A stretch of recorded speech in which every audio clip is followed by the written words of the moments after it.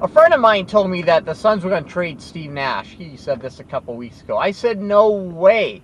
They can't trade Steve Nash. Steve Nash is the only one who puts butts in the seats, and they still sell out every game. Without Steve Nash, they wouldn't do it. And Sarvar, who is about as cheap as you can get and one of the worst owners in the NBA, maybe all of sports, if you ask me, wants those butts in the seat.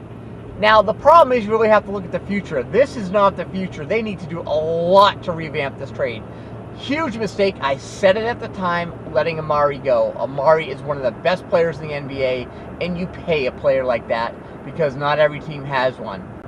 Now you're faced with a situation you almost have to trade Steve Nash. And what do you get for him? You're going to get a salary dump, which is going to help a little bit, but knowing Sarvar, they won't replace that money. You're going to get a role player or two off the bench, and you're going to get a draft pick. So what you're really looking for there is a draft pick. The problem is you're trading him to somebody who's just out of the playoffs and wants to make the playoffs, or is just barely in the playoffs and wants to move up. That is not going to be a good draft pick. Trading Steve Nash, in my opinion, unless you're getting something in return, or unless you're doing a serious salary dump to sign a couple players next year, just isn't worth it. You can't trade them.